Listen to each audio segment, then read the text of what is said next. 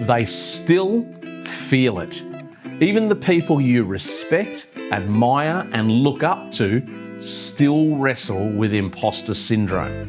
The difference isn't that they're immune, it's actually that they don't believe everything that voice is telling them. In this video today, I will show you how confident people respond to imposter syndrome and how you can too.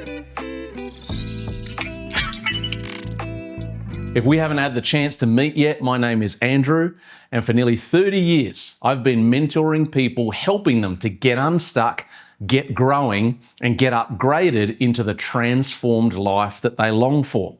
The truth is, most people are living with a learned, diminished version of themselves.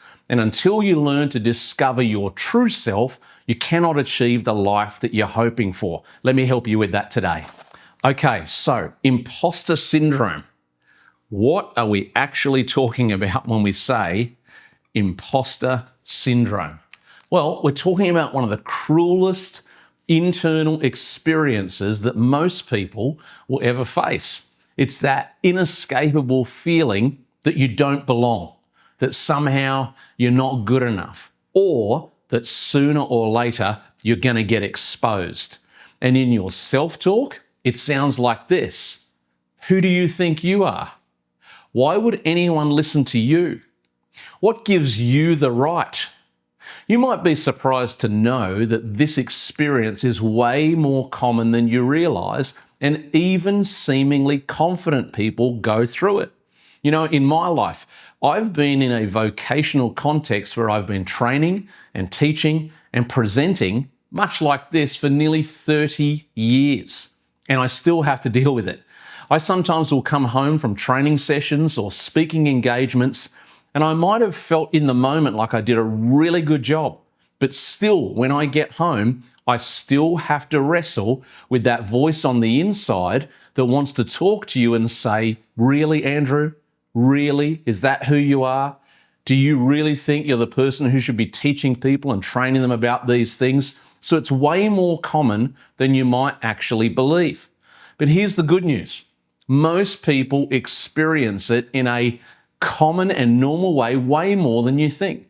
In fact, many of the strongest and most capable people that you admire have dealt with imposter syndrome for large portions of their life and their career. And as I just mentioned, I certainly have, especially earlier in my career. I'd go into these public roles, these visible roles where people could observe me and see me, and despite getting better at my skill set, that inner voice would still try to show up again and again. So, one of the things that we want to do to begin with is we want to understand that this battle is actually quite normal. One of the things that people do is they burn a lot of energy trying to tell themselves that this shouldn't be going on. But actually, if you can normalize this as a process of growing, then you can move to the more important thing of what to do with it. Imposter syndrome doesn't mean that it's telling you the truth or anything other than that. It simply means that you're stretched. It means that you care. It means that you have stepped into something that matters. Confident people don't treat the feeling as a verdict, they treat it as a noise. Okay, let's take a couple of moments to talk about why imposter syndrome shows up in our lives and also where does it come from. You see, if we can learn to understand this process better, we'll do a whole lot better in managing this voice that tries to speak to us so often. Imposter syndrome doesn't come from nowhere. It's not entirely random. Sometimes it grows out of a genuine insecurity that we've got about our capability. Maybe we're not actually sure whether we're good enough for the task. Another thing that happens is that past negative words are still trying to shape us. Things that got said in our younger years.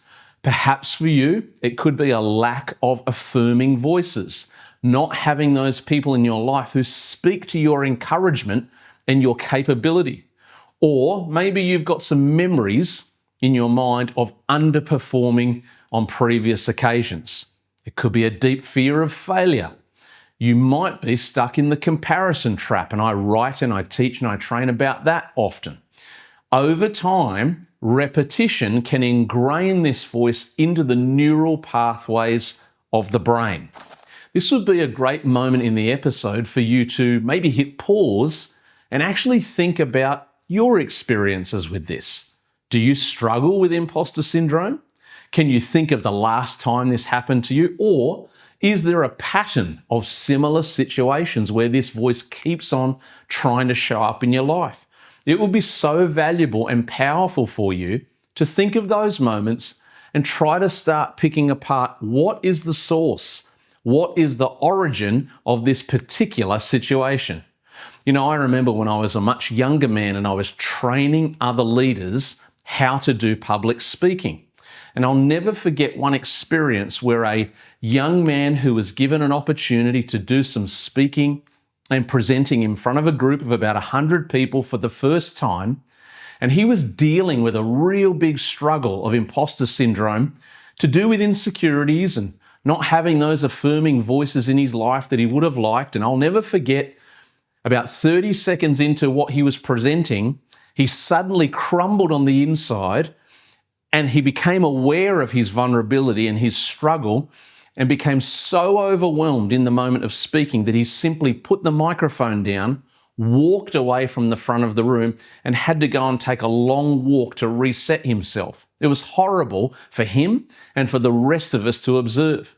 But the only way he bounced back from that was getting some coaching on this question of what is the origin, what is the source of this feeling on the inside for you. Once we located that, we were able to help him to rebuild systems and patterns so that he could overcome that and present again in the future. One of the most common times that we experience this imposter syndrome is after we've just performed in some way.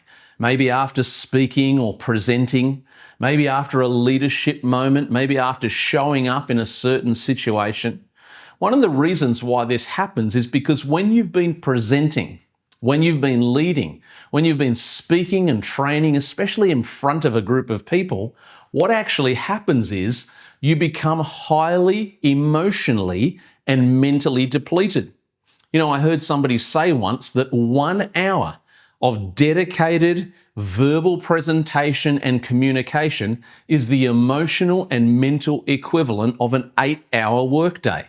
Now, I don't know if that's scientifically true, but certainly by my own experience, I would agree that a prolonged period of presenting and training really does take a lot out of your fuel tank, and you've got to be aware that this is the case, because often the voice of imposter syndrome wants to show up in your world when you're depleted.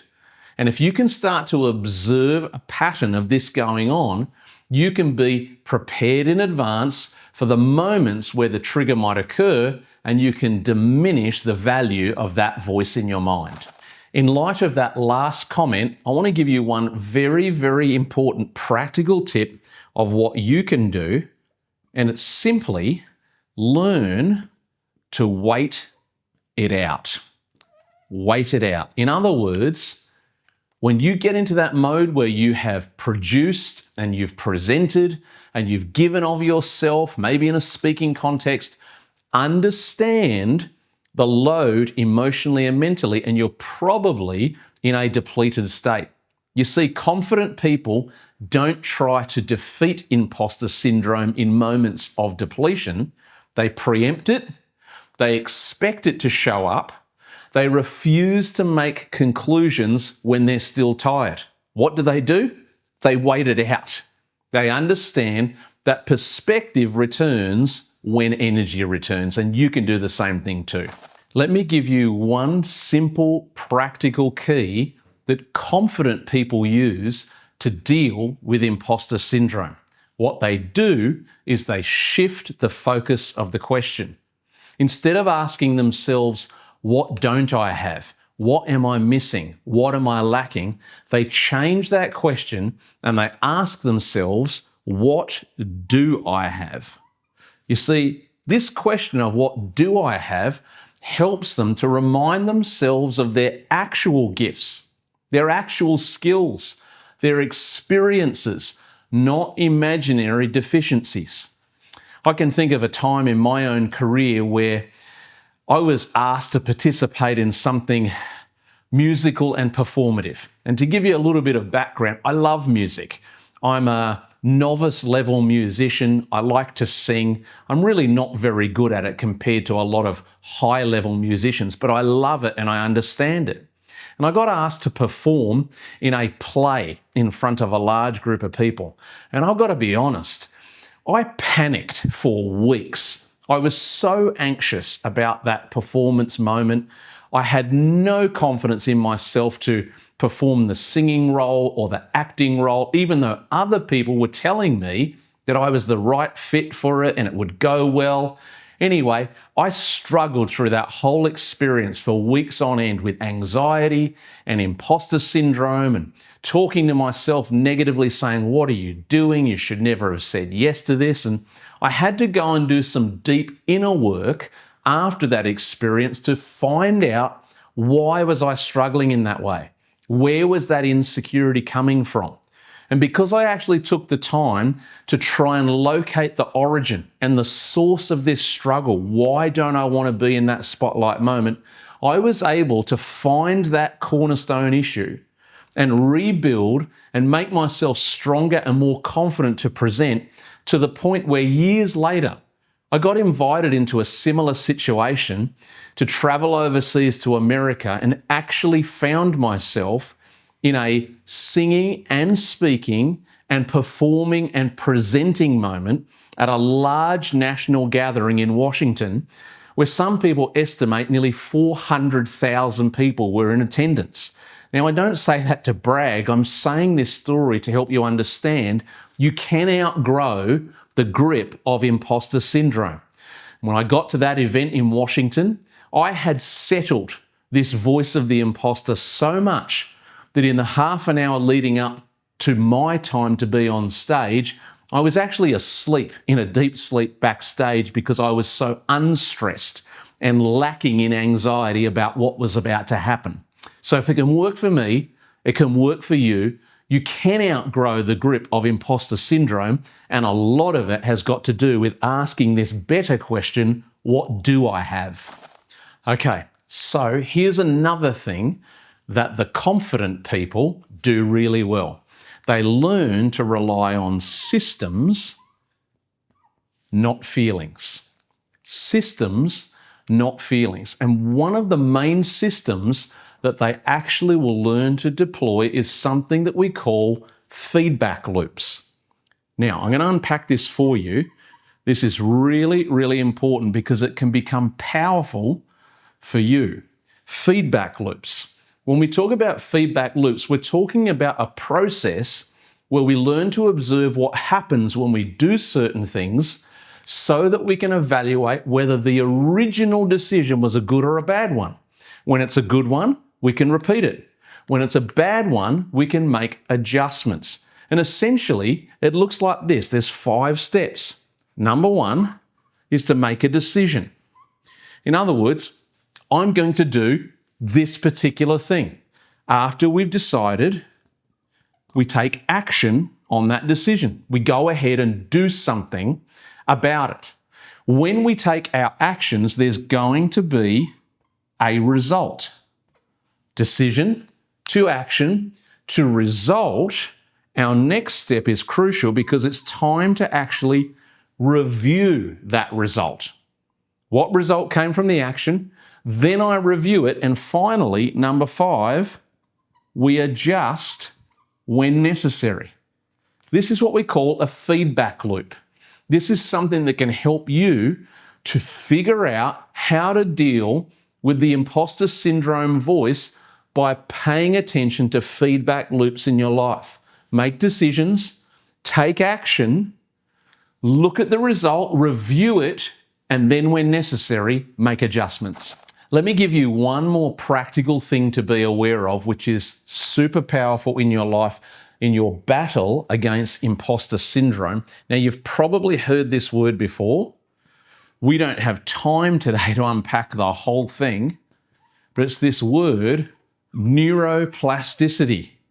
In other words, the idea that our brains, our minds are plastic, which means they have capacity and ability to change. We have to understand and respect the power of repetition that goes on in our self-talk. If we allow the voice of imposter syndrome to keep on talking, unchecked, unabated, what actually happens physiologically, proven by science, the more times you repeat that negative statement about yourself, you are firing the same neurons in your brain, the same electrical synapses are being charged, and we are literally carving a deeper and deeper neural pathway, just like the way a river will carve out a path through a canyon. That is the picture of neural pathways in our brain.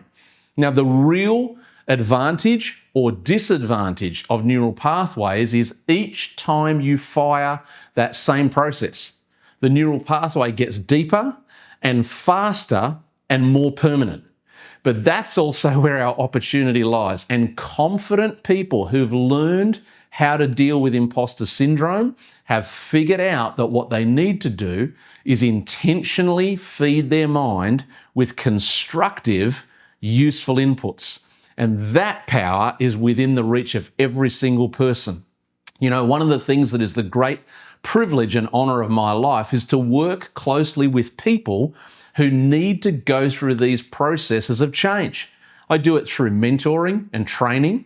One of the most comprehensive things I've done in recent times is the development of a full and thorough training program that I call the True Self Transformation Program. There's a link in the notes below, and if you click on that link, it's going to take you to a free preview lesson of my course. In that course is all of the best content of the last 30 years of my career, helping people to experience a literal, noticeable transformation. I've done it for hundreds of others. I know I can do it for you as well. I want you to experience life as the true version of who you're meant to be. And if you give yourself to it, you can have the experience, the joy, the liberation that comes from living out of the true you. Well, that's about all we've got time for in today's episode. You've actually got what it takes to overcome imposter syndrome. Deploy these practical tips and they will serve you well. Thanks for being here. I'll see you in another video real soon.